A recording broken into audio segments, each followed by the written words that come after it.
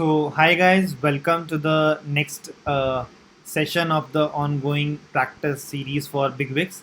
The topic that we are going to cover today is dynamic programming. All those who are comfortable with recursion and those who are not able to think about how to think for various approaches that we can apply while using dynamic programming. You will get a good idea about how to use dynamic programming and how to apply bottom up approach, top down approach. Let us begin with the series and let us see how we can do the questions. First of all, let us see the first question. All right, so let us begin with it. Hi guys, we are going to look at the problem which is Lenovo's regex match or not. First of all, let us try to understand what this problem says and what we have to do in this problem. Let us understand what regex means. Regex means regular expression match.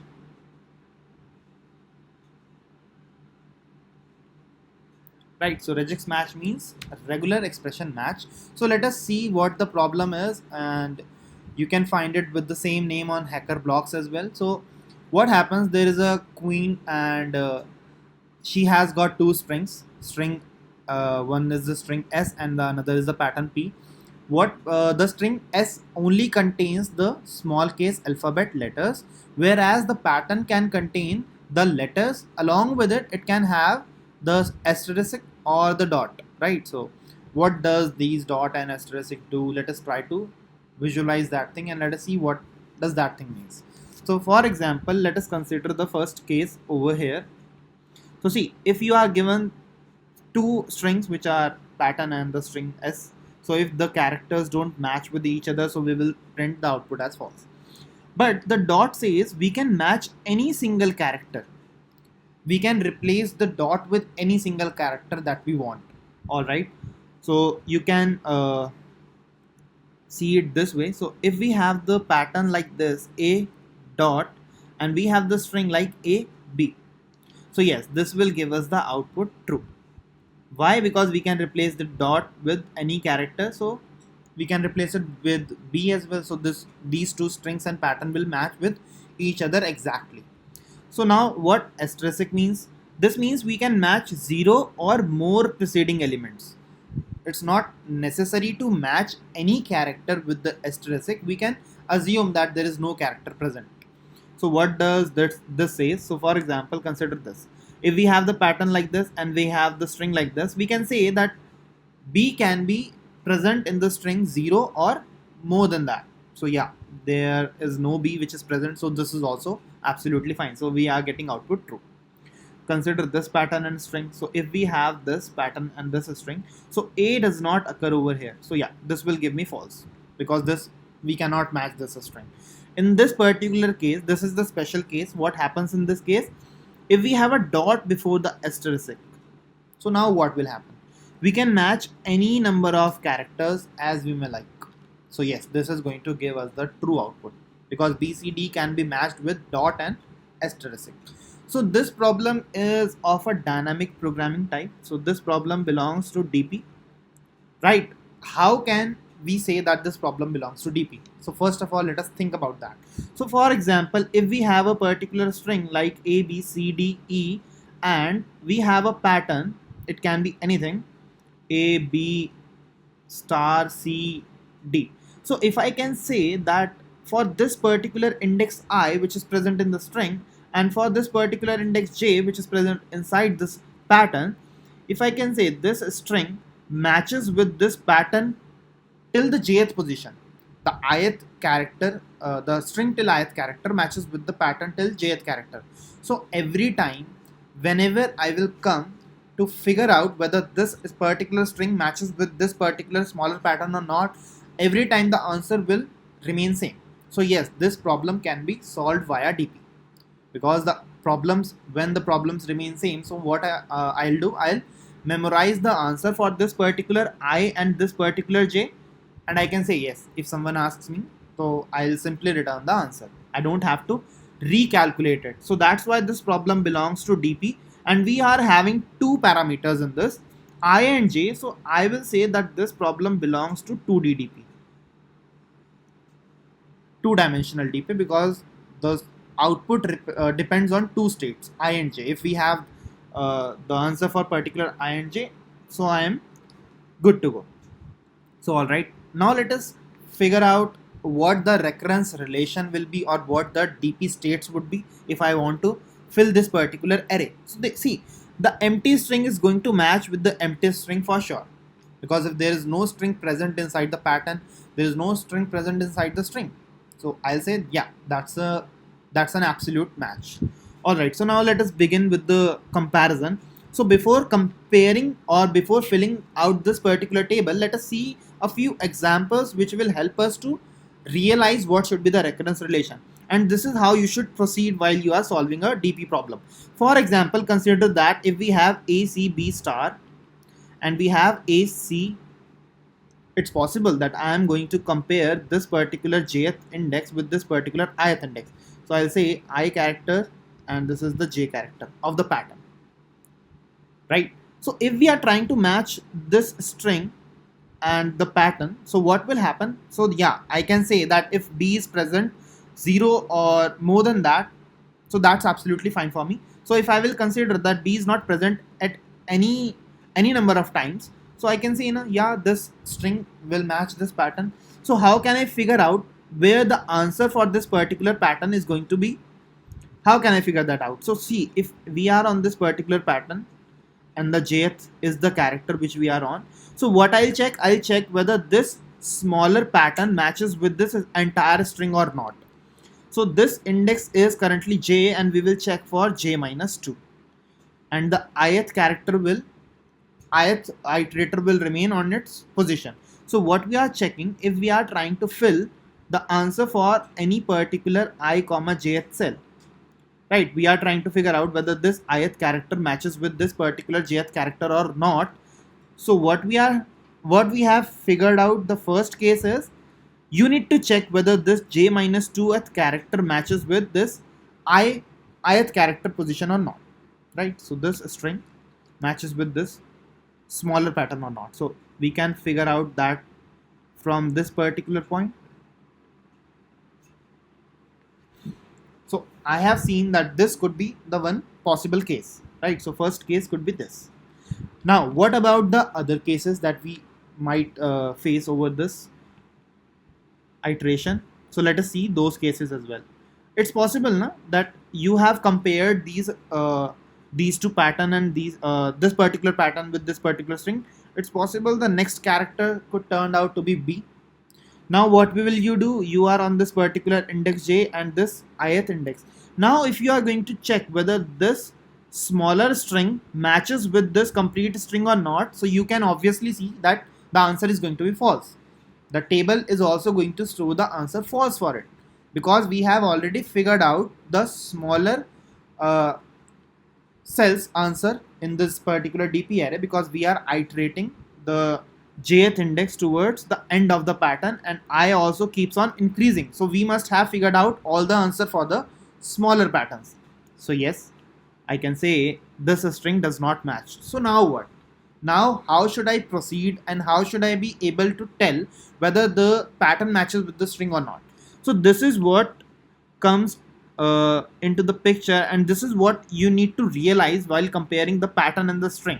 So see, if we are on this particular jth position and we checked that this string doesn't match with the entire string, so now what we are going to do, we are going to check one thing, that is it possible by any chance the character that we are having at this particular position is equals to this particular character which is B, that can occur multiple number of times. So we will check this particular character with this particular character on the pattern, right?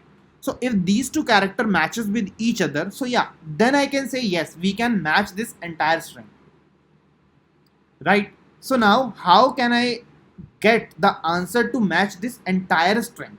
So see, where will I get these two character matches with each other? So I will say if the pattern of j minus 1 position is equals to s of I. So in this case, what will happen? I will check whether this complete string can be matched with this smaller string or not. Then only I can say, yes, the answer is going to be absolutely correct for me. So let me just repeat it again, and we will see one more example. That thing will become more clearer to you. So let us see. We matched this particular bth character. So let me just repeat this thing all over again. So we matched this particular jth character with this ith character. If these two matches with each other, so I can say now that we are covered for B. We don't have to worry about B. But next thing that we need to check is whether this entire string matches with this complete pattern or not. Then only I can say yes, the answer is going to be correct now. So what we have done in this particular case, whether when these two matches, we have checked whether dp of I minus 1 matches with the jth position character or not. So the second case could be if the pattern of j minus 1 is equals to the string ith character. So in this case, what I'll do, I'll say that the answer of dp of ij will be dp of I minus 1 comma j. So it might be a little bit overwhelming, but yeah. So let us move towards the next case. Let us try to figure out the next case. So when we will fill the table, the things will get more clear. Alright, so let us see the next case. So what could happen? Next thing is, if we are on this particular jth character and the ith character is pointing at the next position now. Let's say we have increased one more character now. So now again you will check whether the smaller string matches with this entire string or not. So the answer is obviously no. You can see AC is not a match with ACBB. So now again what we are going to do, the next thing that we are going to check is whether these two character matches with each other or not. So yes, these two characters matches with each other. So what we will do, we will check whether this entire string is a match with this smaller string or not. So this again index is I minus 1 and this index is again j. So yeah, again this thing will remain the same if these two matches with each other. So I think that you have a good idea now that how we are going to proceed. Now there was one special case. That special case we have not considered anywhere yet. But if by chance if we come across this particular point, AC dot star, and we have something like A, B, C, D, and we are on this particular jth index and we are on this particular ith index. If we matches this particular jth character with this entire string, so that's obviously a no, this is not a match. So now next thing what we are going to do, we will check whether the previous character on this particular position, is it a dot? If this is a dot, then what we can do, I can say na that yes, this is going to be a match for sure. If the previous character which is present and that is equals to a dot, so I can say that this is going to be an exact match. And where can I get that particular answer? I can get that answer from again the same position or the same point, which is check whether this particular string matches with this smaller string or not. So this is the again similar case. So you can figure it out. Again, you can easily figure this out. If the p of j minus 1 is equals to dot, then the answer is going to be for sure true, or the answer is going to be whatever is stored at this particular point, right? Because it's possible na, if you have the string starting point as B, then this is not going to be a match because we don't get these two characters. Whereas if we have the starting two characters as AC, so I can say that if the smaller string matches with the bigger string, with this entire string, we must have calculated the answer to compare these two strings earlier. If this entire string matches with the smaller string, then I can say yes, the answer is going to be absolutely correct. So now let us try and let us fill this entire table. So I have written 1. So yeah, let us just figure out that we are going to write 1 for true and we are going to write F for false. So empty string will not match with A. Empty string will not match with C either. It will not match with B either. Whenever we get a star, when we are iterating on the place and we are on the first row, we are iterating over all the columns and we are on the first row. So what I'll check, I'll simply check whether this matches with this previous character or not. So why I'm checking this, you may ask. So I'll just update this content a little bit. What if there was a star at this particular point? Instead of having C, if there was a star, so I can say this empty string can match with this string because A can occur 0 times as well. If A is not occurring any number of times, so that gives us both the empty strings. Pattern is also empty, string is also empty. If I'll remove A from the pattern, that means it's empty.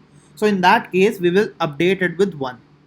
So that's why we are doing it this way. So for the first row, I'll iterate over every column from first index and I'll go till the length of the string, right? And I'll do plus plus. So if, see, one more important thing that I'll tell you, whether you are working, whenever you are working in whenever you are using dynamic programming on strings, the thing that you need to realize is you need to leave one column for empty strings. In every question you have to do that because you are always checking for some previous indices, which is I minus 1, j minus 1. So if you are on the 0th character, for the 0th character, if you are going to check for j minus 1, I minus 1, so in that case it might give you the segmentation fault because you cannot access the negative indexes. So that's why we leave one column for the empty strings prior to both the strings that we are iterating on. So see, now what we are on currently is, see, in the row and column, this is the 0th index, this is the first index, and we are having C character at this place, 3, 4, 5, 6. This is also the 0th index, this is first, this is 2, this is 3, this is 4, this is 5. So whenever we are comparing these two characters, let's say if we are comparing these two characters, so in the string, the input doesn't start from the first index. So in that case, what will happen? The string is going to contain this A, C, B something, and the pattern is also will be A, C, B star something. So see, when we are comparing these two characters, if the index is 1, where are we going to find the 8th character? We are going to find if the jth character is equals to 1. So this is going to be on j minus 1. So we check the index minus 1 for the string when we are comparing it. So what we will do, if the pattern of j minus 1 is equals to star, so in that case the dp of 0th row comma j will be equals to dp of 0th row comma j minus 2. So now I hope that you have figured out or you have understood this expression. It's quite easy. So if we are comparing the first character, and the first character has to be A, but the first character, when we want that the first character should be A, the index cannot be 1, it has to be 0. So we will do j minus 1 while comparing. So I hope this is clear to all of you. Right, so we need to decrease. Alright, so now let us try to fill this first column. So this is going to be false, this is going to be false, this is going to be false. A single character cannot match the empty string. You need to figure that out on your own. That's obvious, right? So now we will iterate over this. So see, empty string will not match any character. So these are going to be false by default. These are going to be false by default for sure. We will start the iteration of dp from 1, 1 from this particular cell. Now let us try to fill this. Right, we have written a few cases over here. Now let us try to fill these things or fill this table. So see, A matches with A. Whenever we have a match of the character, so for example, if we have A, D, A, E, B, whenever we are on some string which have I and J character, if these two matches, then what we need to check whether the smaller strings matches with each other or not. So if there is a match, the answer will be this diagonal. because I minus 1 comma j minus 1, we need to check whether the smaller strings are matched with each other or not. So right now, yes, there is a match. The empty strings matches with each other. So this is going to be 1. Next we will go ahead. So these two characters don't match with each other. So this will be a false by default. Again, this will be a false. Now we have some star at this place. So whenever we come across a star, so this was the case if the pattern of j minus 1 is equals to star. Again, what we have done, we have considered the previous index, right? If this is present on the 4th index in string, this will be present on the 3rd index. That's why we have considered this j minus 1. Alright, so now what will happen in this case? We will check for this particular index. So where I'll get that index? We will get this index over here. So this is false, but still we have a chance that if these two characters don't match with each other, we need to check these things. Right, this was the recurrence relation that we figured out. So is it possible that p of j minus 1, see, now indices are changing. So this was the jth index, right? This j was equals to 4 and this character was present on index j minus 1. So if we have to check for the index which is present earlier, what we need to do in this case, we need to update it by, again we need to do minus 2. We are checking for the previous index. The same case will be for I as well. When we are comparing it, we will check it with I minus 1 rather than that. Now this position could also contain dot, right? So the dot will be checked on index j minus 2 as well, not on j minus 1. So this is how we can update it. So let us see. The first answer was whether this is true or not. So now this is not true. We need to check whether the position j minus this bth position have the same character as this or not. No, this does not have the same character. There's not a character match, and this does not contain a dot as well. So what will happen? The answer will remain false only. So let us see, if we consider these two strings, which is a, c, b star, and we have a. So we are trying to compare this jth character with this ith character. So we first compared these two things. So yeah, these two things don't match, obviously, you can see. Next thing is we try to match this particular character with the current character we are on. So yes, this is also not a match, and this particular character is also not a dot. So this is not going to give us the answer. This will be false. So if we have a dot on this particular place, now what we should do? So now let us see, if we have a dot, that is a, b, c dot. We have a, b, c, e. If these two character matches with each other, we will check whether these two strings matches with each other or not. So the answer for this, if we have a dot at this current position and these two don't match with each other, this can replace any character. So we can use dot for a as well, but the smaller strings matches with each other or not, that is what the main criteria over here is. So yes, these two don't match with each other. So a also don't matches with d. So we have figured out one more recurrence relation, that is if the current character in the pattern that we are on, that is equals to dot, then we need to check whether the answer for dp of ij will be equals to the answer for smaller strings. And this is the case for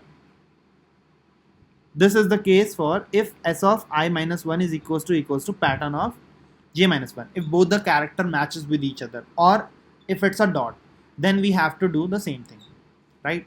So now let us see, and we have figured out all the possible cases. Now we just need to fill this table, and we need to see whether it's filling correctly or not. We are comparing this with this a. So no, this is not a match. We will write false over here. We compared this C with this C. So yes, these two character matches with each other. So what we will do, we will look at the diagonal, which is the smaller string matches with the smaller string or not. Yes, it's a match. So the answer will be true at this particular position. Let us move ahead. C doesn't matches with B, so it will be a false. Now the special case comes with the star. Now what will happen in the case of star? We will check whether this smaller string matches with the entire string or not. So I will take examples as well when we are writing it. So AC B star. The next thing is AC. So first thing we are trying to check whether this, if we will not consider any B, so this J minus 2, whether it matches with the current character position or not. So yes, this matches. So what we will do, we will mark true over here. Let's move ahead. We have a dot, we will check for diagonal. So no, this is not a match. We have D. D doesn't match with C. So this is going to give us again a false. So I hope this table is clear till now, and let us move ahead. B does not matches with A, C does not matches with B, so it will be a false. B matches with B, and we will check the diagonal. So yeah, this is true. So you can check when we are filling this particular cell, but this is these corresponding cells. So yeah, these two matches. We will check whether this smaller string matches with each other or not, and we can file it across the diagonal. So yes, this is a match. So I'll just update it again. So yeah, this is a match. Let us move ahead.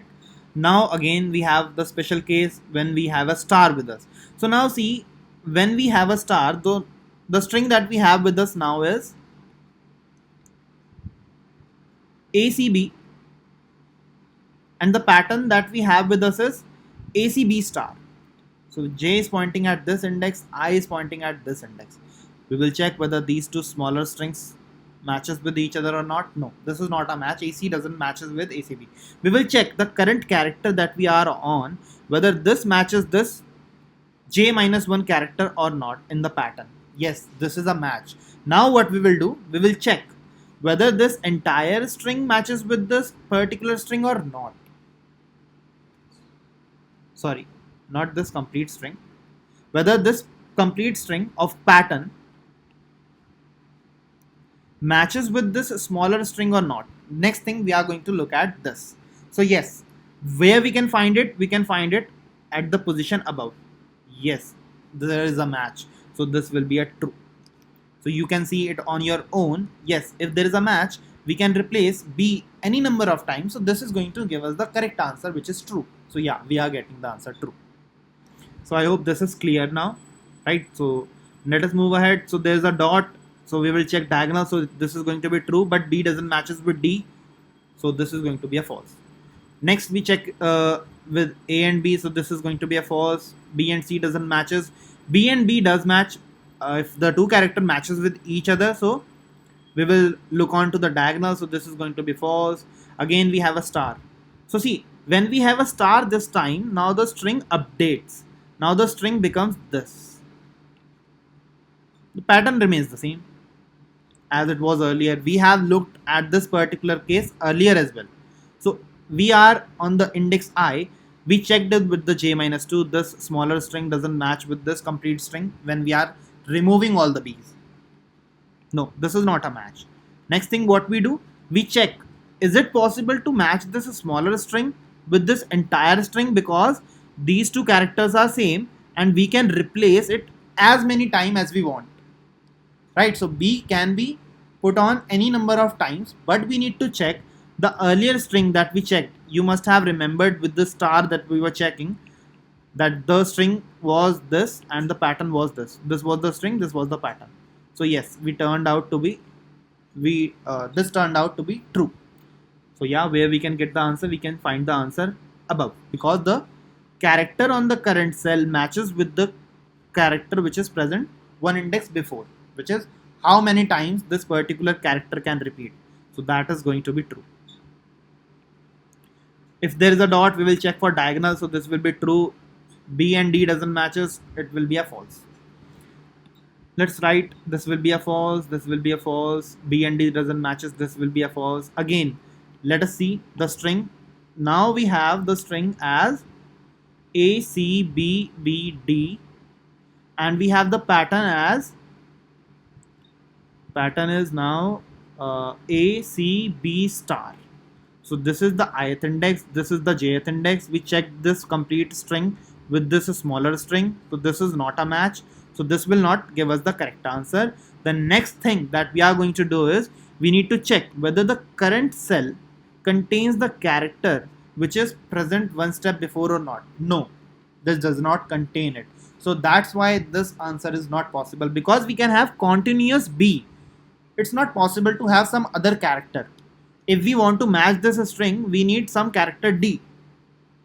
Right now it's not possible to match because we cannot replace star with the B, because there is one character which is present that is equals to B. We can have as many B's as we want, but we cannot have D. So this is going to be false.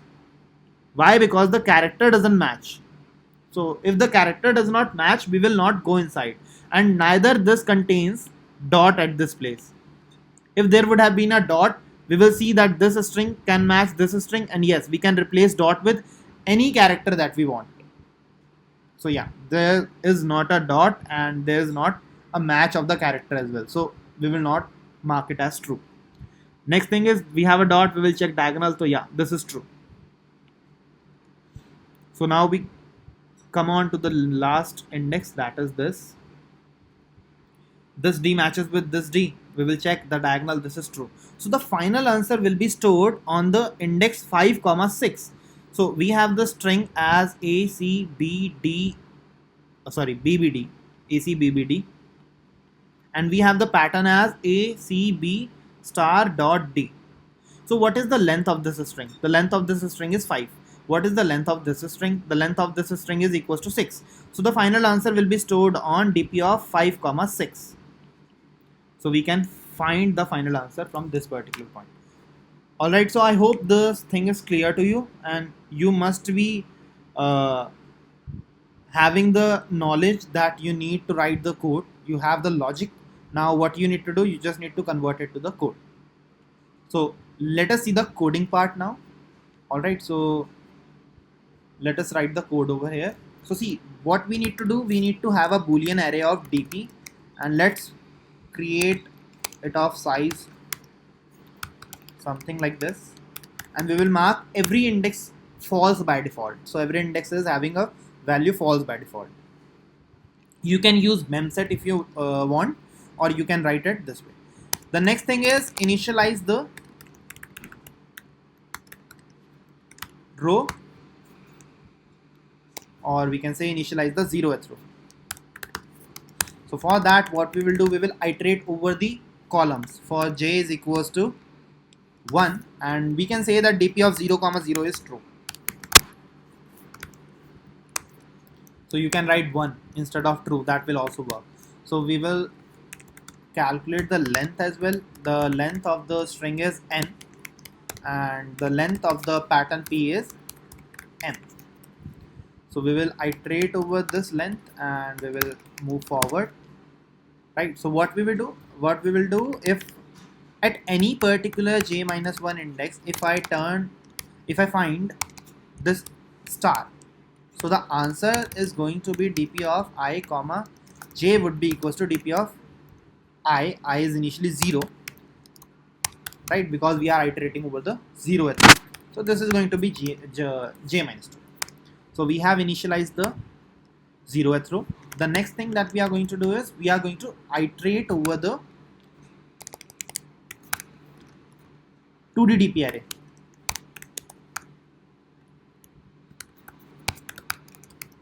Right, so now we will iterate for the j as well.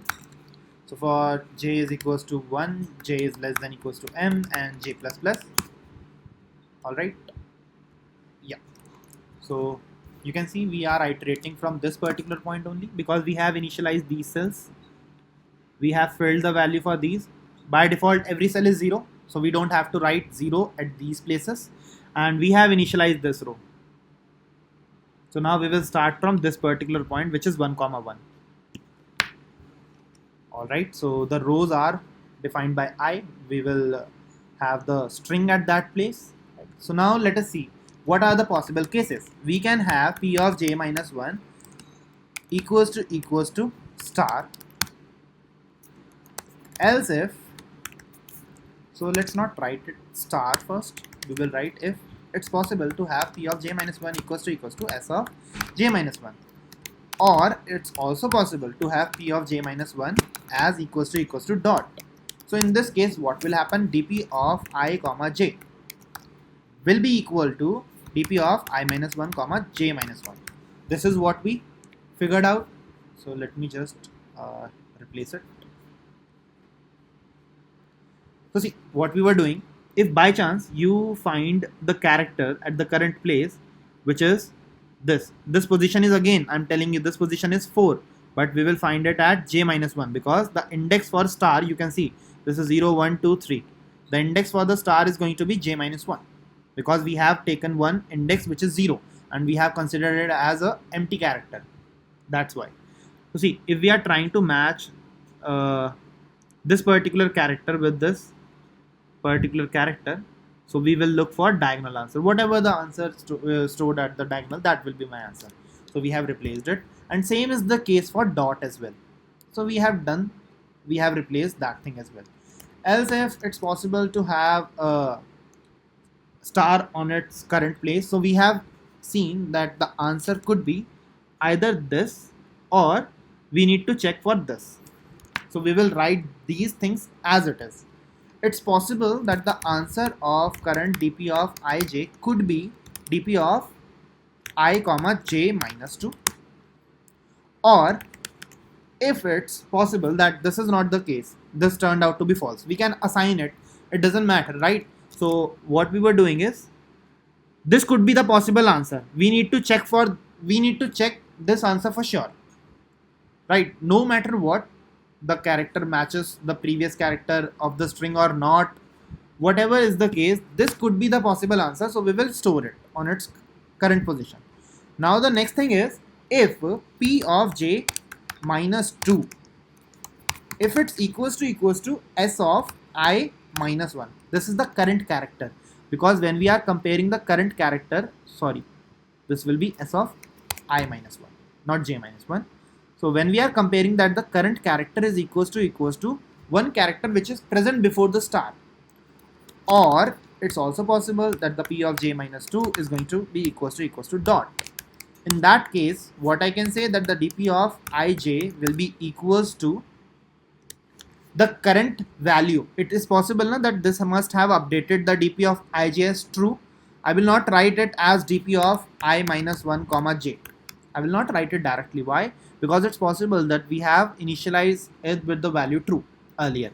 So we will take a OR of this with dp of I comma j. So I hope this thing is clear to all of you. If it's anything apart from this, then the dp of ij will be equals to nothing but false, or you can write 0. So this is what the case is going to be. Let us print this particular dp array as well. So what I'll do, I'll iterate over the entire array just to see whether the table that we have filled, it's the same what we have created.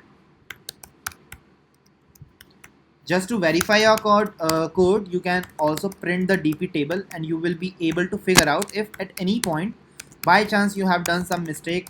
You can easily see what is the mistake that you have made, and what I can do, I can return the answer of n comma m, right? So this is what the answer going to be, the length of the string, which is this 5, and the length of this pattern. So we can return this thing. So that's it, right? So let us give this the string first. The string is going to be a c b b d, and the pattern is going to be a c b star dot d. All right, so let us see whether this works or not the exact way as we wanted.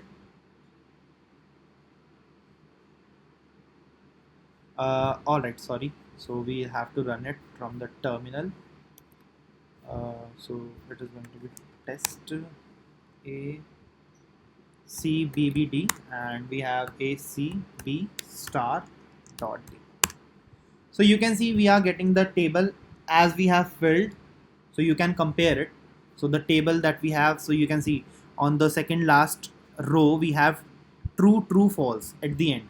So you can see we are getting true true false at the end. So yes, the table is getting filled exactly the way we wanted it to, and this is returning the correct answer. So Yes, this is working absolutely fine. So we can remove this particular code and we can go and submit it. So let us see whether this works or not.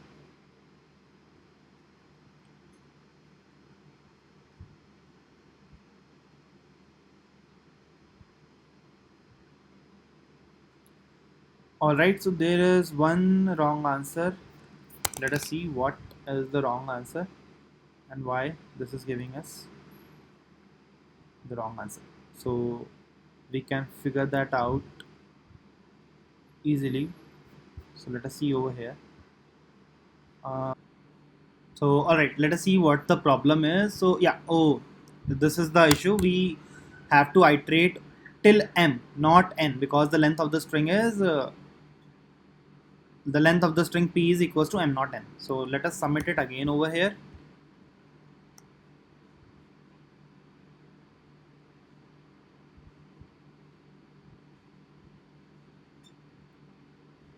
So yeah, this problem is now passed all the test cases. So I hope this is clear. So all right, so that was it for this problem. Let us see the next problem now. All right, let us move toward the next problem. So the next problem that we are going to look at is Botonic subsequences. So what does Botonic subsequence means? First of all, let us try to understand that. So for example, if we are given certain set of numbers like this 1 2 3 2 1. So this is the Botonic subsequence. Why? Because the numbers in this particular segment is firstly increasing and then it's strictly decreasing. So strictly increasing and strictly decreasing means that we cannot have the numbers like this.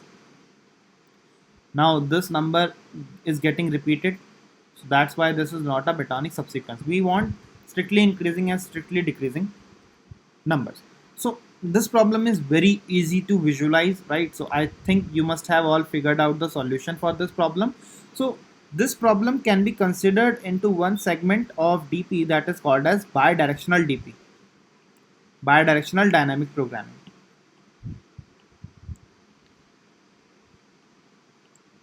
Right, so what does bidirectional dynamic programming means? So for example, if we want that this is the middle point, right? So we want how many elements are present which are smaller than this particular ith element whichever I am standing on.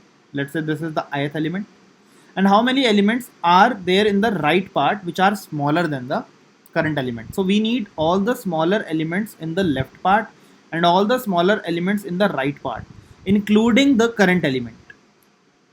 So what we can do, if I'll say that how what is the length of this particular left part, so we will say that the length of this part is 3.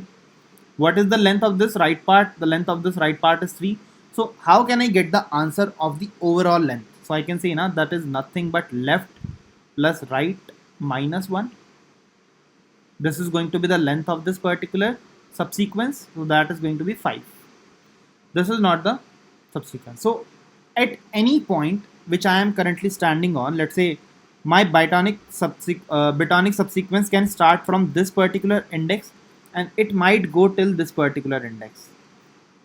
Right, so what I'll do, I'll find all the elements which are smaller than the current element and that lie in the left part, and all the possible elements that are smaller than the current ith index and that lie towards the right part. So if I have those things right and left, so what I can do, I can easily calculate the answer using this left plus right minus 1. So this is how we are going to approach this particular problem, right? So this is called as bidirectional DP. So what we will do, we will first figure out how many elements are there from the left side and that are smaller than the current element, right? And the next thing is we can figure out how many this is for the right part. We will find how many elements are smaller than the current element in the right part, and we will find how many elements are smaller than the current element in the left part. So we will have two arrays, left and right. So let's see how we can solve this particular problem. The problem solution is very easy once you know this particular approach. So this problem has been asked multiple of times in Microsoft, right? So this has been asked multiple times in Microsoft. So let us see how we can do it.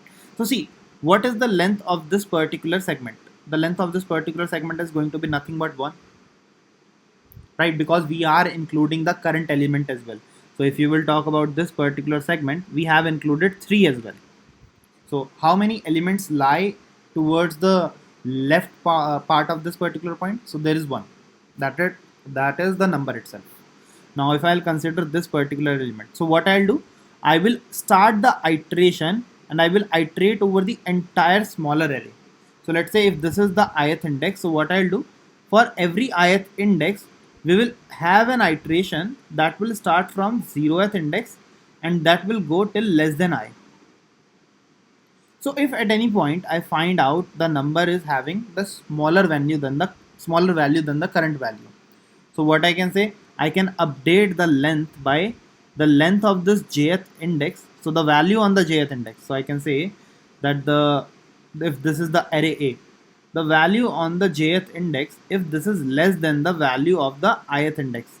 So I can say now that I have found one element that is smaller than the current element. So the answer could be dp, sorry, we will name it left of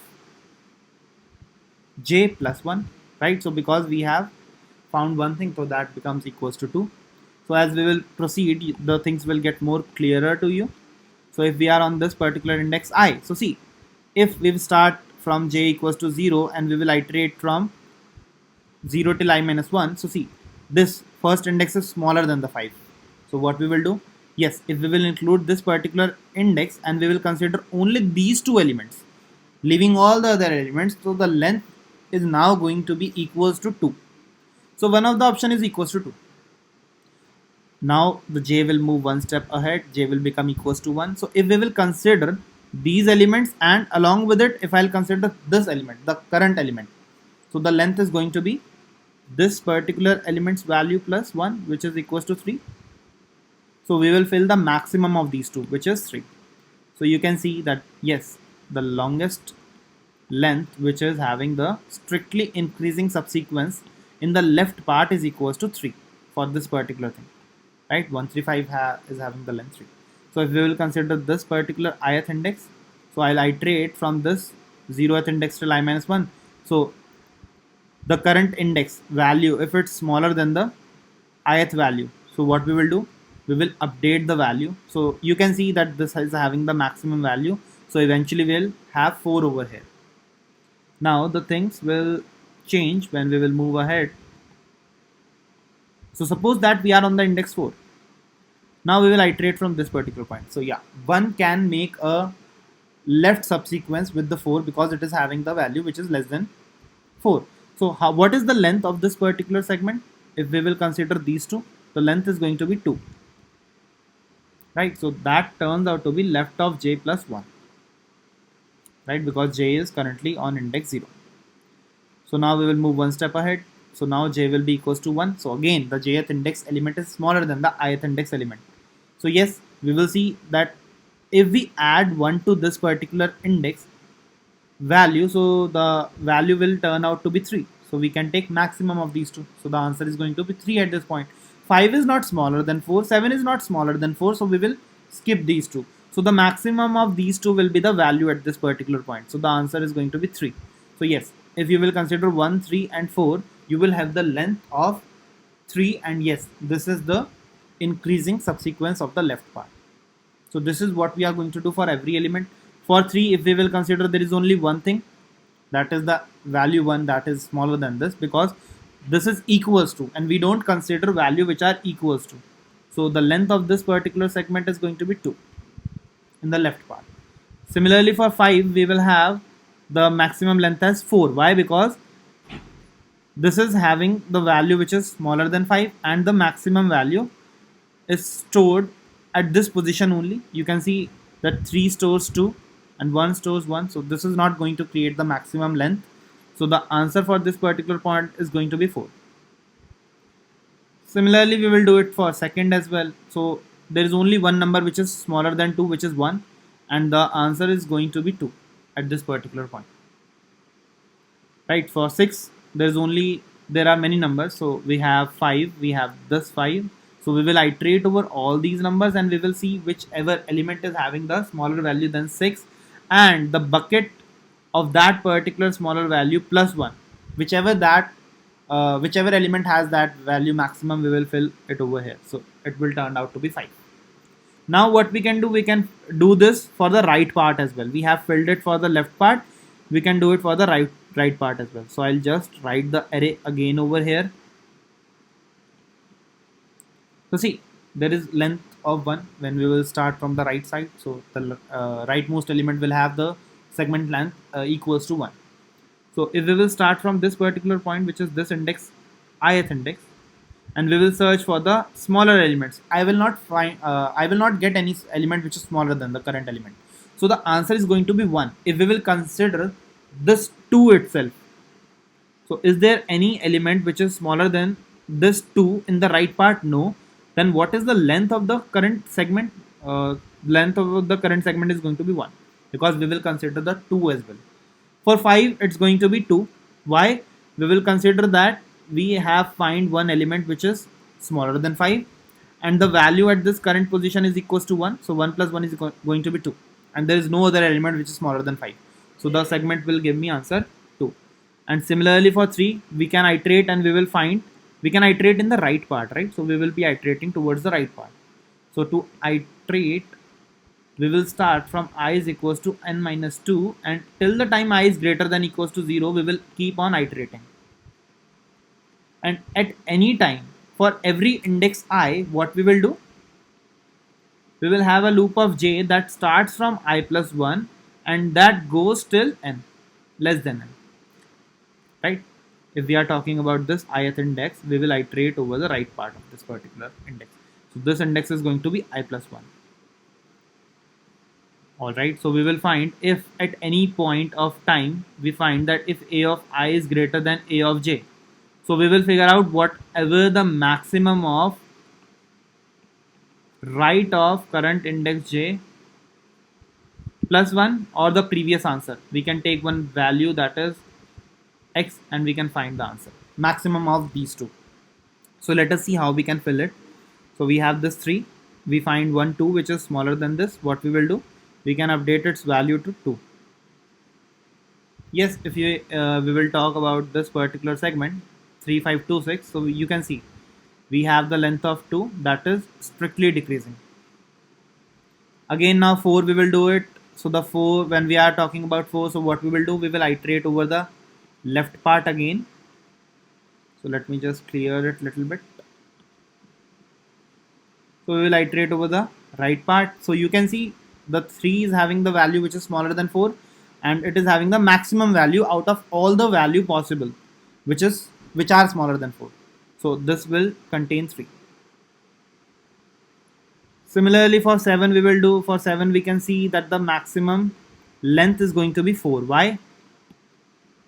Because we can see there is one element that is having the smaller value than 7 and it has the maximum value on its right array. So what we will do, we will take plus 1 of this because we need to find the maximum of all those. So similarly for 5, if I'll go, I can say that the length is going to be 4 because again 4 is smaller than 5. For 3 there is only one thing which is possible, which is this index 2. The 2 is having value of 1, so we will have value of 2 over here. For 1 there is nothing, so what we will do, we will keep 1 at its position because 1 is going to be included itself. So you can see if someone says what is the length of the subsequence if we will consider this as the middle point. If we will consider this as the middle point, so see, if you will create this as the middle point, so you will have the left part of this particular segment is going to be just 1 and the right can contain only one number which is equals to 2. There is no other number which is possible. So the length is going to be 3. So see, if you will do the left of I plus right of I minus 1, right? So if you will do this thing, left of I plus right of I minus 1, so you will get the answer for any particular index, and this is applicable to every particular index value that we have seen right now. So let us move towards the code directly and let us see how we can do it. So what we will do, we need to return the length. So we'll create a function of integer type. Let me just write int t because this is going to have multiple test cases. So we will take input of n and we will take input of the array as well, the number of elements that we need to check for. So I'll take input of a of I. So let me just create it over here.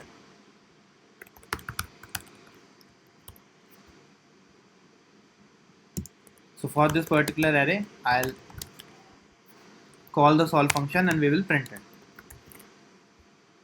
Alright. So now let us move to this part and we will create one left array and we will create one right array. So firstly we will find all the left part, right? So we will start from the left side and we will find all the things. So see, the left of 0 is going to be 1 for sure, and the right of n minus 1 is going to be 1 for sure, because you must have seen when we were trying to fill this array, we have filled initially we have filled these two with the value 1, because we are not going to find anything uh, which lies on the left side of this particular column, and we will not find anything which lies on the right side of the n minus 1th cell. Alright, so we are finding the left array.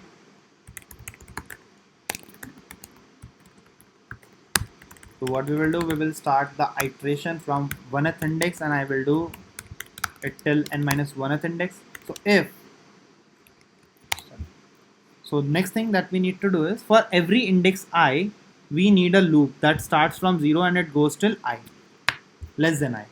So we will have a loop of j for int j equals to 0, j is less than I, and I'll do j plus plus.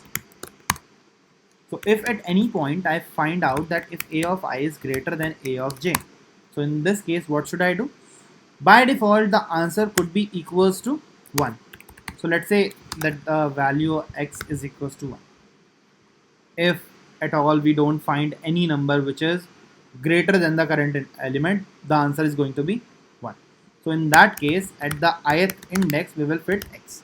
So if there is nothing that we found which is greater than the current index j, so we will fill 1 at its place. So the next thing is going to be, we will see that the x is going to be nothing but the maximum of current x or a of j plus 1. This is what we wrote over here. Sorry, not a, left of j plus 1. Right, this is the exact thing that we have written over here. I have just copied it over here. Now we need to calculate the right part. So to calculate the right part, again we need to start from n minus 2nd index, and till the I value is greater than equals to 0, we will do I minus minus. Right, when we were trying to fill, so we started from this particular position and we went all the way till 0th index. For left we started from 0 and we went all the way till n minus 1th index. So when we iterate this way, we call this particular problem as bidirectional DP problem, because we are iterating both the ways. Right, so this problem falls into the category of bidirectional DP. Alright, so now what we will do, again we will have one value x equals to 1. So we will write for int j is equals to I plus 1 and j is less than n, we can do j plus plus. If at any point at all we find some index value which is greater than the, which is smaller than the a of j. So in this case what we do, we will find the maximum of x will be maximum of the current value x comma a of j plus 1. Again the same logic that we have done, but instead of a, this will be right, because we are trying to iterate. So we have written this logic as it is, right of j plus 1. Alright, so we have figured out the ways, and once we are outside this loop, what we will do, we can write right of I will be equals to nothing but x. So once we find all the values from the left and all the values from right, we can calculate the answer. Let's assume that the answer is equals to 0 initially. So now what I'll do, I'll iterate from the 0th index and I'll go all the way till I n minus 1, and answer is going to be maximum of, because we need to find the maximum length, so that is going to be left of I plus right of I minus 1. Simple, because we figured out for any index I, if we want to find the length of the biotonic subsequence, so that is going to be this. So uh, we have iterated and we have taken the maximum of all the possible midpoints, right? So finally we will return the answer. So this should work. Let us try to run this for this particular case. Let's build it. Okay.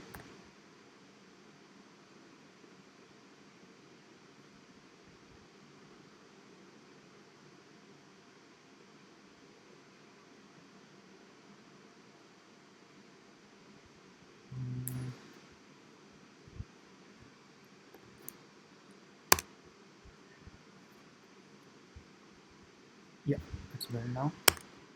So let's run it. So you can see.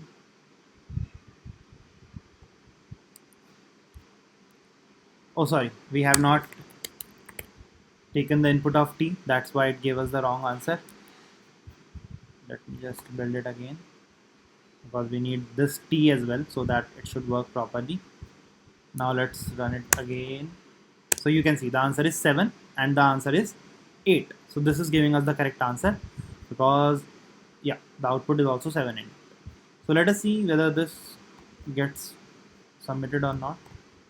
So let us try to submit it.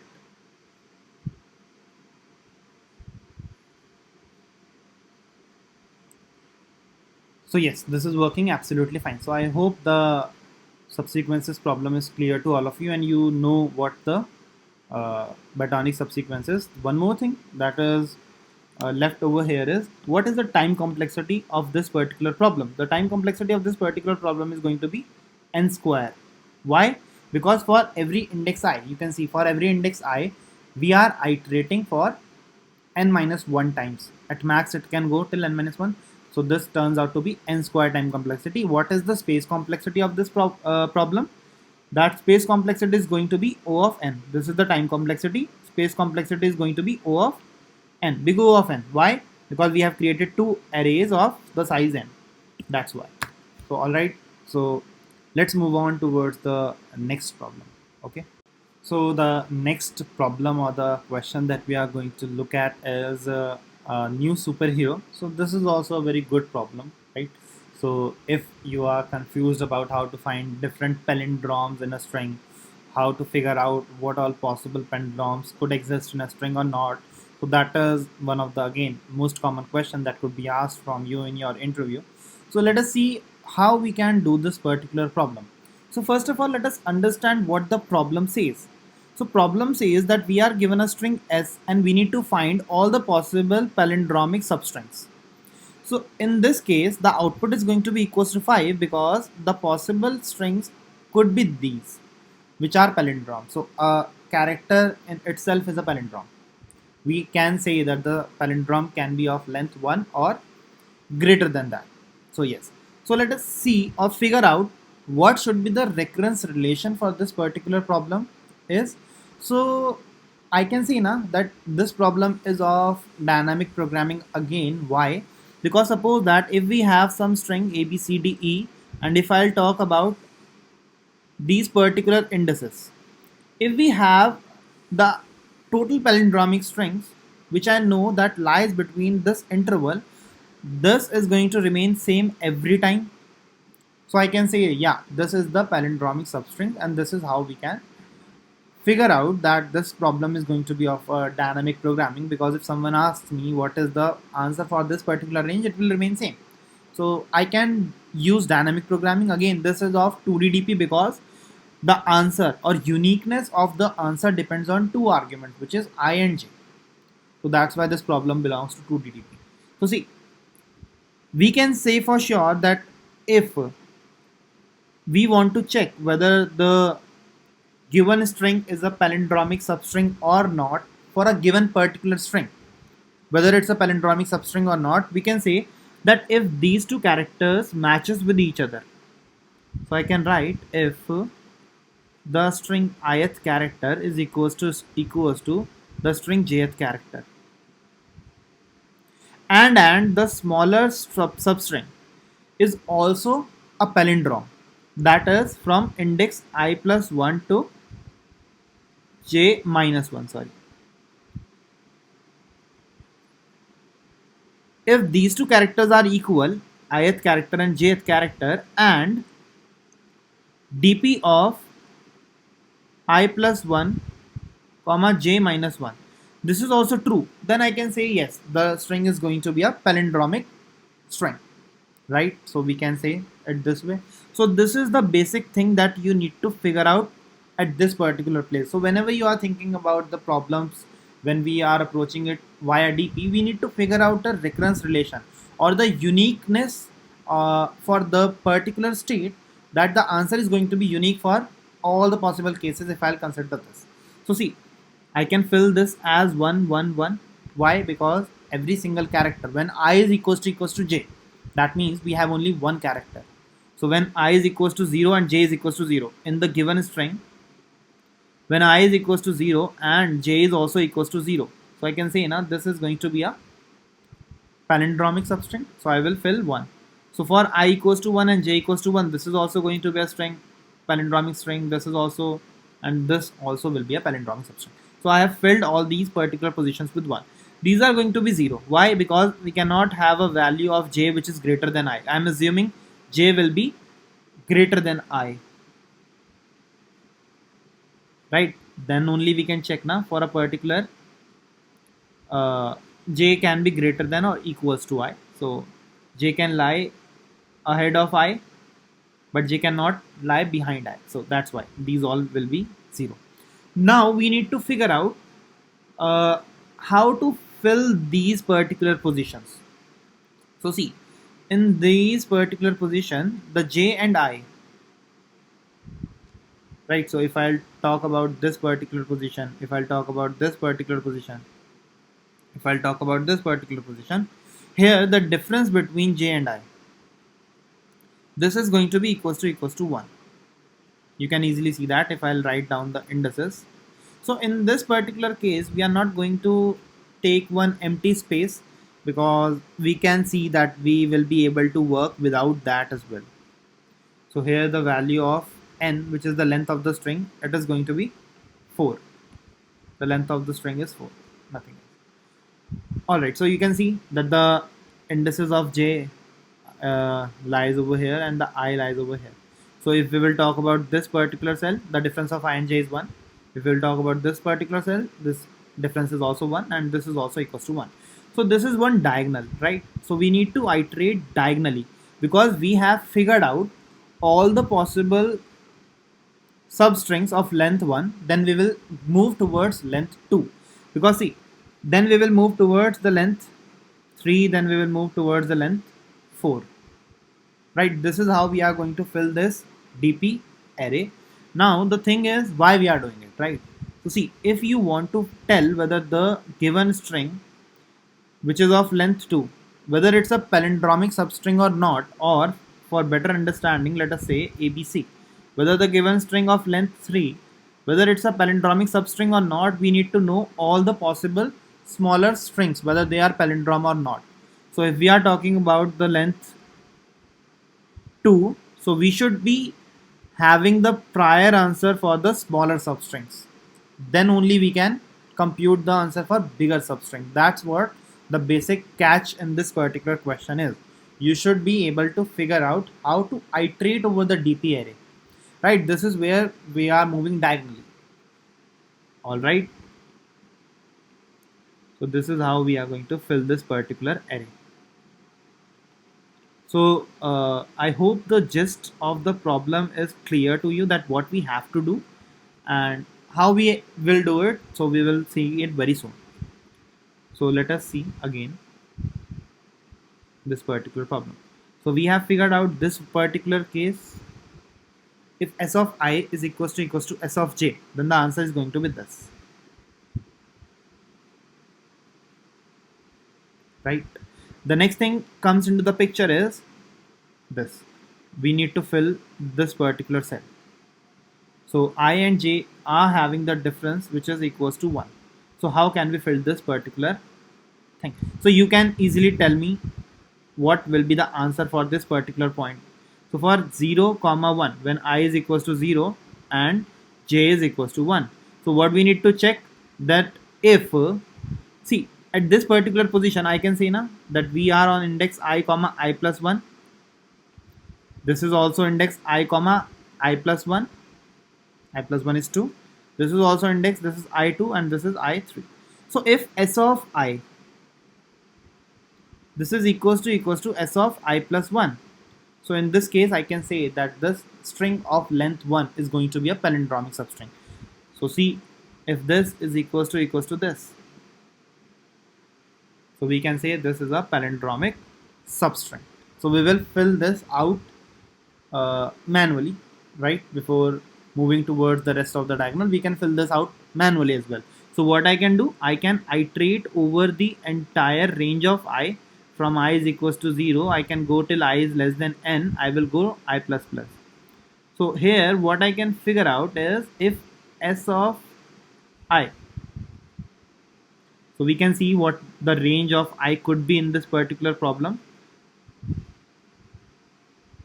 very soon. So see, if s of I is equals to s of I plus 1, so what we will do, we will write dp of I comma I plus 1 is equals to true. We will fill this cell as true, but this is going to be false in this case, and this is going to be true in this case because these two are equal to each other, right? But there's one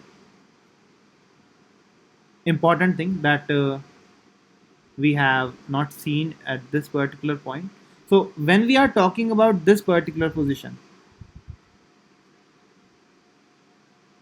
so the value of j is equals to 2 and the value of I is equals to 1. Please note that we are talking about this particular thing, that the value of I is 1, value of j is 2. So in the string A, B, B, A, so the value of I is equals to 1, the value of j is equals to 2. So yes, this is a palindromic substring. That's how we marked it as true. So that's why we can say, yeah, this is going to be a true. Now if we will move towards the next string, so no, these two things are not going to make a palindromic substring. So we have figured out these initial conditions, right? So I hope this particular loop is also clear to all of you, that what we have done and why we have done this. So we have filled this particular diagonal as well. See, the I will be initially 0, so we will be checking 0 comma 1. So firstly we will check these two particular positions 0 comma 1 whether they are equal or not. If they are, we will fill 0 comma 1 with true, but right now they are not, so we will fill it with false. Similarly we will check for these two particular indices, which is when I will become equals to 1, so we will check for 1 and 2. So 1 and 2, these are the two buckets, these are equal, so we marked it as true. So we will keep on marking this particular diagonal this way. So we have figured out that if I is equals to j, then the answer is going to be 1 or true for sure.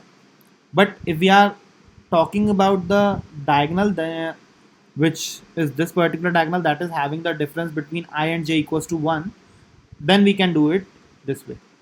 For the rest of the diagonals, we can easily compute it. How? We can easily compute it by the recurrence relation that we figured out. Right, so we need to have this particular intuition that when we are doing the work for a longer string that is having a length which is greater than the entire string, so we will compare these two characters. If these two characters matches with each other, then I will check whether the smaller string is having a palindromic substring or not. If the smaller string is palindromic substring and outer characters, which is I and j characters, they are also equals, so I can say now this entire string is going to be a palindromic substring. So this is what we have done over here and nothing else. So I hope this problem is clear to all of you and the algorithm is clear, that what we have to do. Now let us move towards the solution and let us start writing it. So we will create a string as, let's input it, and we will write solve, and I will pass the string. Simple. So we will have the string uh, s over here. So next thing what we are going to do, I'll calculate the length of the string, that is s dot length. So we have the length of the string. The next thing that we need to do is we need to have a boolean array which is of, let's say, 1000 cross 1000, and I will mark everything as false. Initially everything is false. So we will move towards the diagonal first, which is int I equals to 0, I is less than n, I plus plus. So dp of I comma I, where I is equals to j. So this is going to be equals to true. So I is equals to j. So I can keep both the parameters as I. First of all, mark the diagonal with the this diagonal we have marked initially.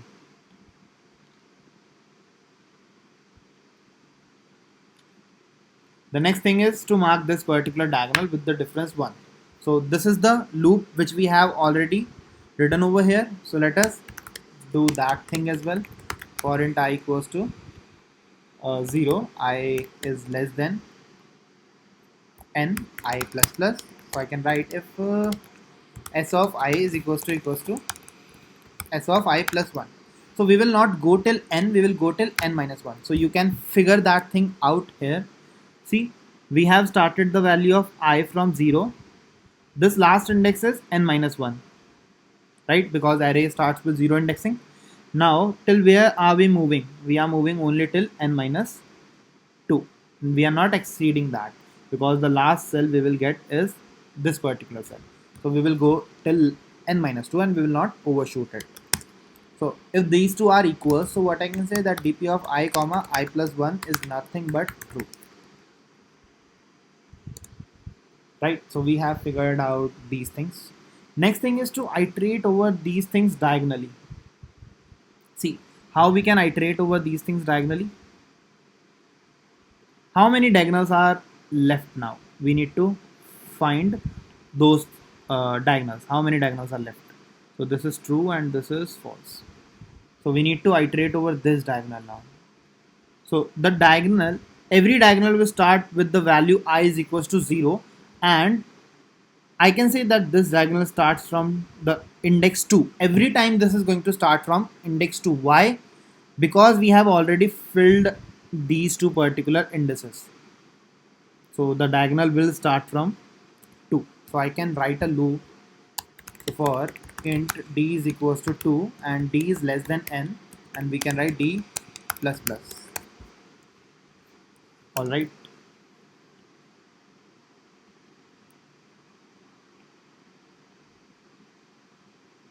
So see what is going to happen now.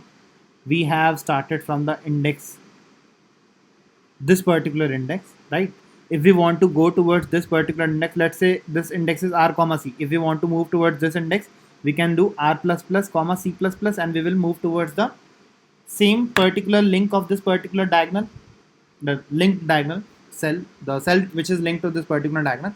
So I can say the r starts from, or I can say the I starts from 0, and the j will start from d only, right? Because we are on this particular cell. So let's call it I comma j instead of that. So this cell is I comma j right now, and we have figured out this position.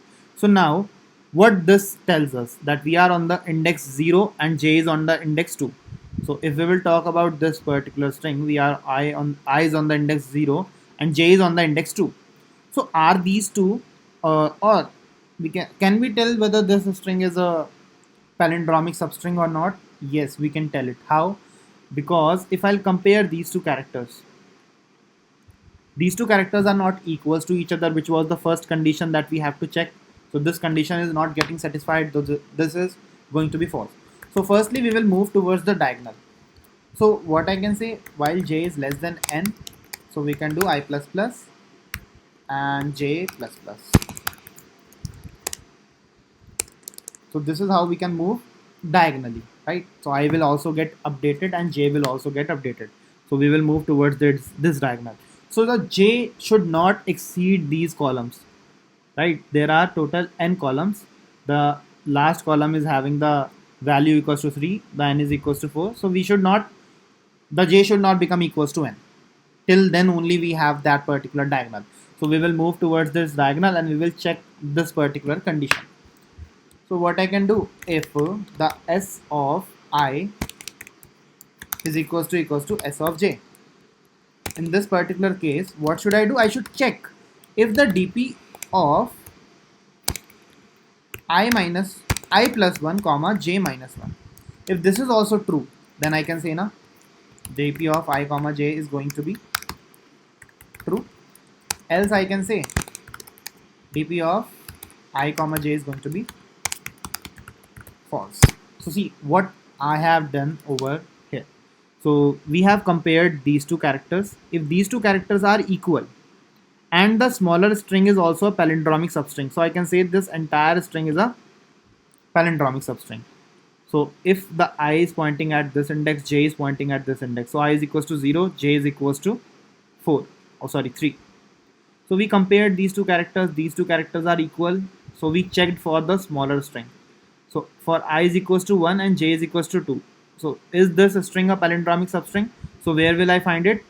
1 comma 2. So see 1 comma 2. So this stores yes, the smaller string is a palindromic substring. So if both the conditions are true, I can mark the current cell with true, right? So the entire string is going to be a palindromic substring. So that's fine. We have marked it. Next thing is we are on this current index, so it turned out to be false. We are on this particular index. So on this index, the value of I is equals to 1 and the value of j is equals to 3. So A, B, B, A, the value of I is equals to 1, the value of j is equals to 3.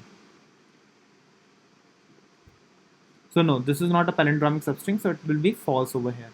I can see it manually as well. This is not a palindromic substring. So if we are talking about this entire string, when we are on this particular index, I is 0 and j is 3. So I is 0 on this index, j is 3 on this index. So yeah, this is a substring. So I'll mark it as true. So now see, this entire DP array contains 1. The total number of 1 or the total number of cells that contains the value true. We have that many palindromic subsequences. So that is what the answer going to be. We will iterate over this entire array, entire DP array, and we will count how many times we encounter the cell which is having the value true. So that will be the answer for our particular case. So alright, we have done the diagonal part. Now next thing that remains is we need to iterate over the entire array and we need to count how many cells contains the value equals to 1. So if dp of I comma j, so answer plus plus, right? And what we can do when we will exit this loop, so I can return the value of answer. That is going to be the total number of palindromic subsequences. So let us come over here and let us first run this. I am seeing whether it works or not. For A, B, C, D, E, this should give me 5 output. So yes, this is giving me 5 output. So let us submit it over here.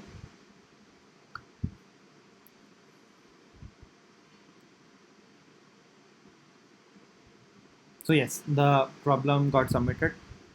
So this is absolutely fine. So the time complexity, if we will discuss the time complexity of this algorithm, you can see we have a 2D array and we are iterating over the 2D array. So the time complexity turns out to be n square. And what is the space complexity? We have created a 2D array of n cross n. Space complexity is also n square. So yeah, this will work absolutely fine, and this is how we can do it. All right. So let us move towards the next question and let us see how we can do that. So the next problem that we are going to look at is bookstore. This is a very good and interesting problem. So if you have confusion about thinking how to approach for dynamic programming solutions, so we have seen the questions that we can do using bottom-up approach. This problem we are going to do using something which is called as top-down approach. And you will see that if you are comfortable in recursion, then how top down approach can help you out. So for example, let us consider if we have this particular case. uh, Before that we will understand what this problem says. So let's consider this particular case, right? So this problem says that you are given certain books. So we are having certain books, and that certain book is only this particular book. So user have given us the single book, and the value or the cost of that particular book is equals to 2. So what this problem says, let us see the question as well. So it says that we are planning to buy a book from the bookstore, right? So we are given array of integer which represent the cost of books. For particular book, you will have to pay the amount equals to the product of that particular book, cost of immediate left book, cost of immediate right book. After this, that books comes out of the shelf. So once we have to buy a particular book, which is the ith book, so what I'll do, if I want to buy some books, let's say we are given some books 1, 2, 3, 4, 5, and if I want to buy this book, the total cost that will cost me, I have to multiply these three things. So it will cost me equals to 24 rupees if I want to buy this third book. All right. So next, what it says, we don't have much time left for the exams. We are going to pick books in any random order. So I don't know in which order I am going to pick up the books, but I want to grab all the possible. I want to grab all the books right now that I have. So what we should do is we have to prepare for the worst outcome. So what we should do, what is the maximum amount of money that I would need if I want to take books out in a hurry and I don't really care about the cost. So alright, so the cost is not the constraint, so I will not worry about the cost. What we should do, we have to find out the maximum cost. So whenever you are doing a particular problem as this problem, what you should do is you should start from the smaller problem. So for example, consider that if there is only one book, and in that case we have to assume that the immediate neighbor of the leftmost book is having the cost equals to 1, and the rightmost book is having the cost equals to 1. So that's why what I have done, if we have only a single book which is having the value 2, so in that case I'll assume that there is a left book which is having the cost 1, right book which is having the cost 1. So the total cost to purchase this book is going to be 2 only. So you should start from the smaller part, right? So start thinking from the smaller point of view. So for example, now consider this particular case. If you are going to buy the second book, so if we will purchase this book, I will take this book out from the shelf. The cost, it will cost me 1 into 2 into 3.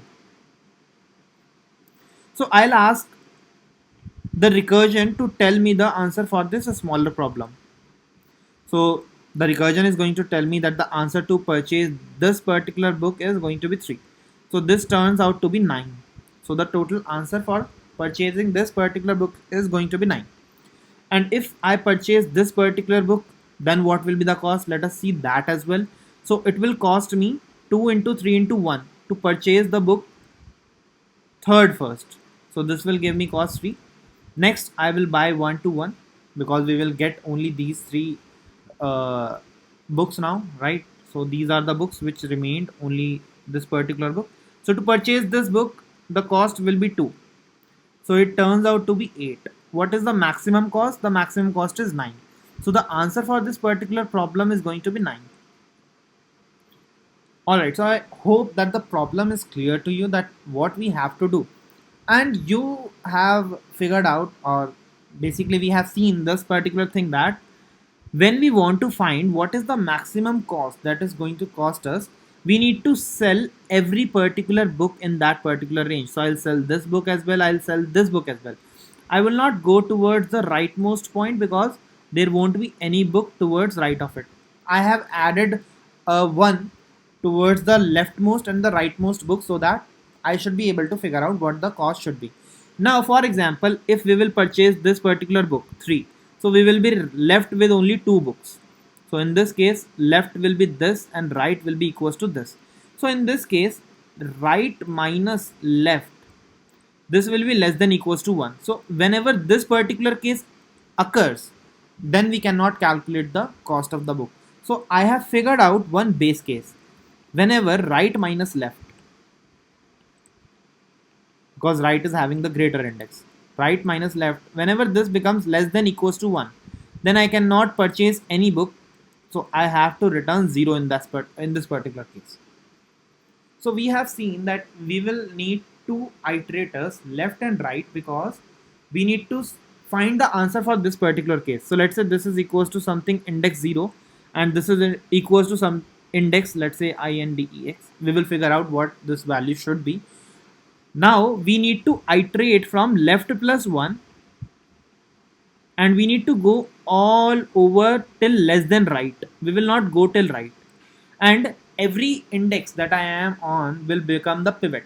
Let's say if I'll sell this particular book, so what should be the profit? Or if I'll sell this third book, what should be the profit of the remaining books? So this is what we have to do. This is what you need to think in terms of recursion. So for example, if we have these books, now what we can do, I can either sell this particular book, and I can ask the recursion tell me the profit to sell the this part and this part, right? I can ask the recursion that if I have purchased this particular book, so what you need to understand in this particular case is, for example, if we are buying this particular ayat book, and this is the index left, this is the index right. So when we purchase this particular book, the cost is going to be whatever the value of the left is. So let's say a of left into whatever the value at this particular ayat index would be. So let us see this for the smaller case. So this is for left, this is for right, and this is the ayat index. If I'm going to sell this particular book, what the cost is going to be? The cost is going to be a of left into a of I into a of R. So this is going to be the cost to sell this particular book. Look for the smaller problems when we are trying to solve the recursive problems. Look for the smaller, the bigger problem will be solved on its own. So you don't have to worry about those things. Alright, so we have figured out one thing, that the profit is going to be this. So see, if we are going to sell this particular book, so the profit will be 2 into 3 into 4. And what I can do, I can ask the recursion to tell me the solution for the left part. What is the profit when I will sell the left part? And what is the profit when I will sell the right part? So profit of left and profit of right. So if I'll sell this particular book, first of all, if I'm going to sell this particular book, so the profit is going to be 2 into 3 into 4 plus profit of left plus profit of right. And I can do it for every index I. I can make this as the first purchase that I'm going to do, or I can make this as the first purchase, or I can make this as the first purchase. So what I'll do, I'll iterate from left plus 1 till right, and I will sell every book that I am currently standing on, and I ask the profit from the left part, and I'll ask the profit from the right part. So whatever the maximum of that would be, I'll get that particular answer. So in this particular case, what we have said is I will vary from less than right to greater than equals to left plus 1. Right, so L plus 1 or left plus 1. You can say L plus 1. So this should give us the correct answer. This is our intuition, right? We have just thought about it, and this seems to be a answer that could be one of the possible cases, and we don't see any flaw in it, right? So we can easily see. So this is what you have to do in recursion as well. You need to think about a particular recursive case, implement it. If that works, then you should see how the solution is giving you the answer. Till the time you won't be able to get the correct answer using recursion or using recurrence relation, or till the time you don't get the correct recurrence relation, you need not go into the depth how the recursion works. Otherwise you won't be able to find the solution. You need to have a certain insight about how not to think too much while thinking about our recurrence relationship. So alright, so let us see how we can write the code for this particular problem. We have figured out the base case as well. This is going to be the base case, and we will sell the every ith book, and then I'll ask the profit for the left part, then I'll ask the profit for the right part, and the sum is going to be this particular product, right? So let us see how we can do it. So let us start with the code. We need to append one in the front and one in the last. So let me write int n, and we can create an array via pointer, and I'll create int pp. Alright, so we are going to look at the recursive case first. So let's take the input of n. So a is equals to new int n plus 2, because we need one at the front and one at the end. So what I'll do a of 0 will be equals to a of n plus 1 will be equals to 1. So we have attached the one in the at the 0th index and one at the n plus 1th index, and one from the index from 1 till n will contain the actual book prices.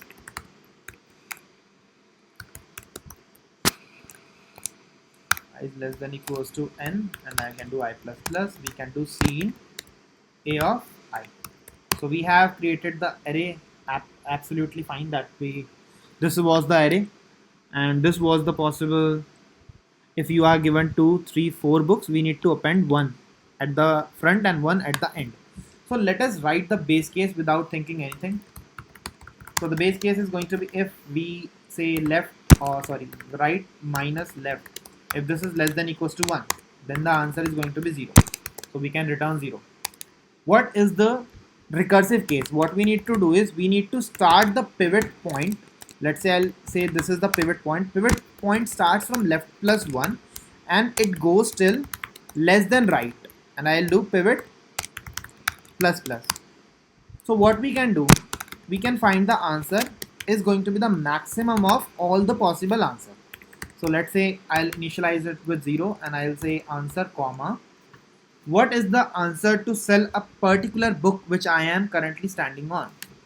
So see, the current book that I am currently standing on will have the profit of a of left into a of right into a of I, right? So this is what the profit to sell the smallest case is going to be.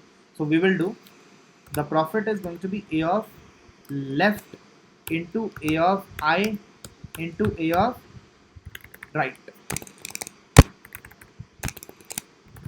Alright, now what I do, we have find the profit to sell this particular case. So for example, if we have this particular book set, we have figured out what is the answer to sell this particular book, and we have asked the profit from the left part and we have asked the profit from the right part. So once we have the profit of left and right, I can simply add it to this particular solution, whatever the answer was to sell this particular thing. So I can write solve. I can update the value of right part with the current pivot, and I can ask solve. I can update the left part with the pivot, right? So this is what the answer is going to be. So what we have done, see, whenever we are considering this particular right part, we don't consider it in the solution. Why? We don't consider it as a pivot.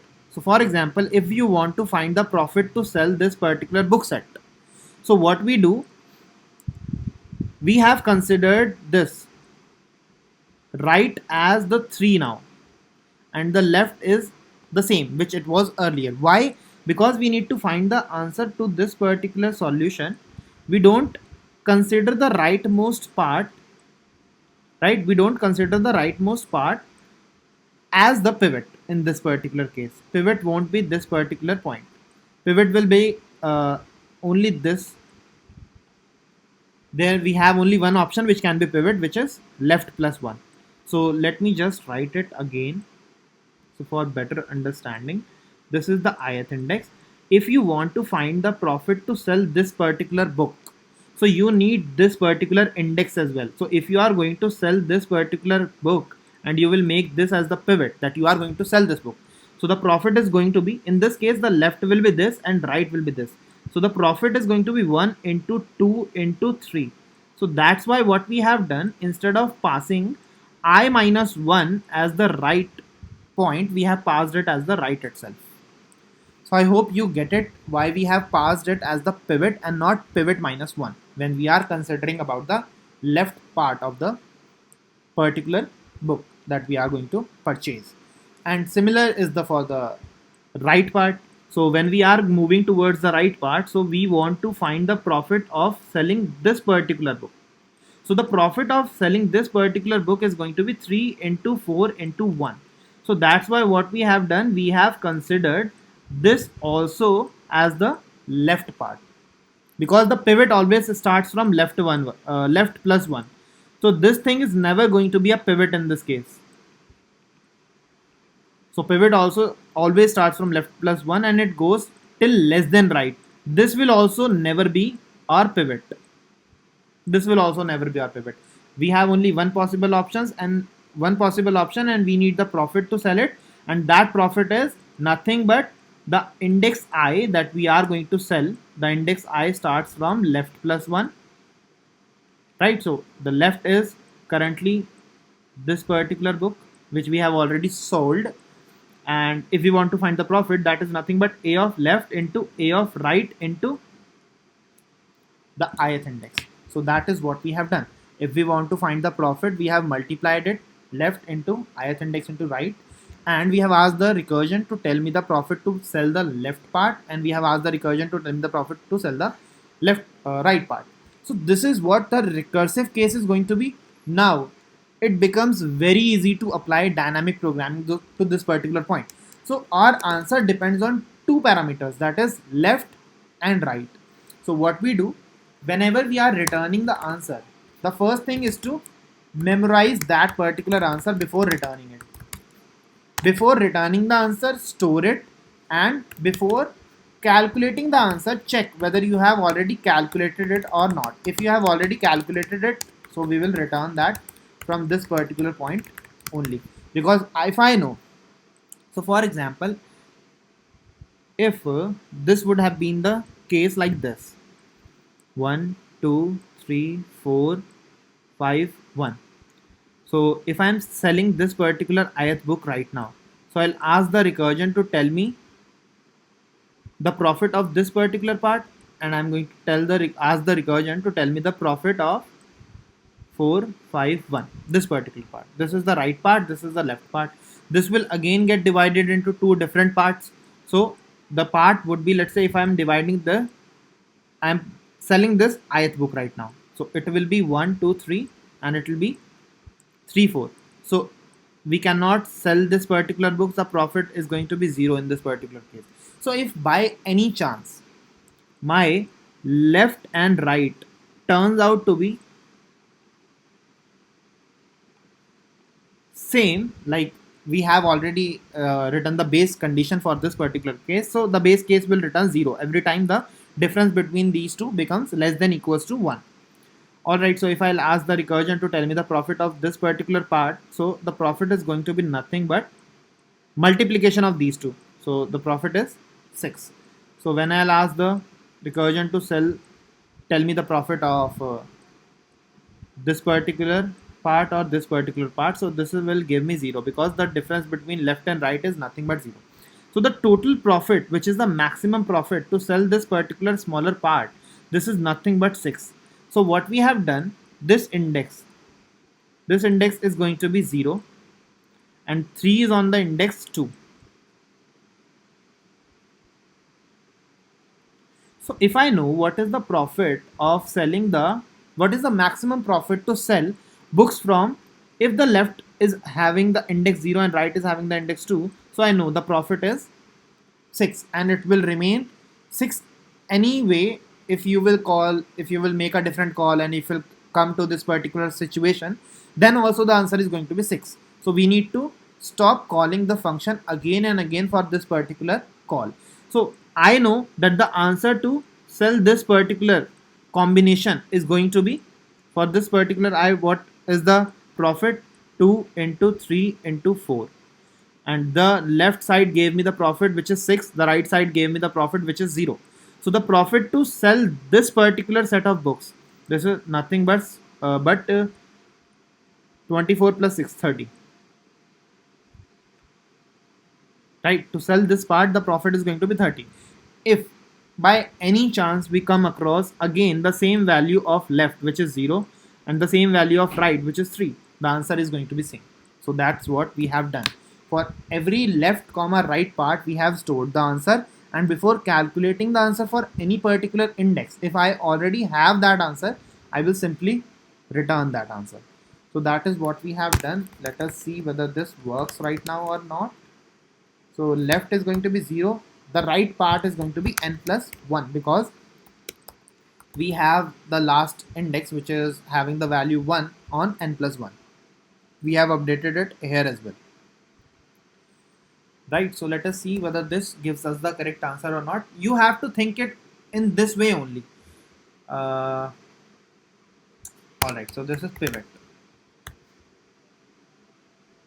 You have to think of top-down approach in this manner only, right? You cannot go in the detail that how recursion is going to work. You need to tell the recursion that do this particular thing for the this particular ith book and tell me the answer for left part and right part. That's it. And we have considered every ith index as the pivot, and we have asked the recursion to solve it for us. So let us see whether this gives us the answer for this particular case or not. Okay.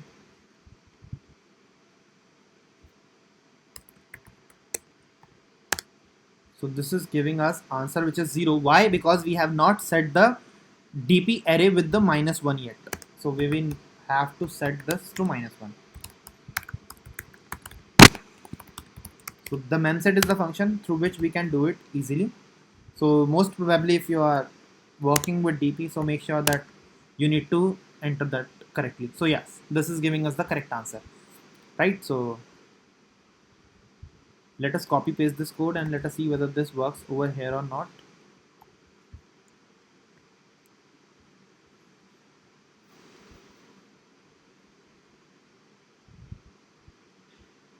So yes, this is giving us the correct answer for all the possible cases. So I hope the problem is clear and you have understood how bottom up approach DP, you can consider how to work with them and how to think about top down approach. So whatever approach clicks to you first, so you should write your solution using that particular approach. You should not wait for if you have considered the bottom up approach, then do it using bottom up approach. If you have uh, the intuition that how to do it using top down approach, so go for it. You don't have to worry about which approach comes to you first. The only thing is the answer should be clear to you, and the approach which you are going to apply when you are using recursion, that should be very clear. Recurrence relation is must, whether you are working with top down DP or bottom up approach. Bottom up approach. So that was all for today's lecture. So I hope you must have enjoyed it. So this is dynamic programming. Though all those who are not a bit comfortable yet with DP and all those things, so you need practice. You need to practice recursion, and then you will be able to have a better understanding for dynamic programming as well. So all right, guys, thank you, and bye bye.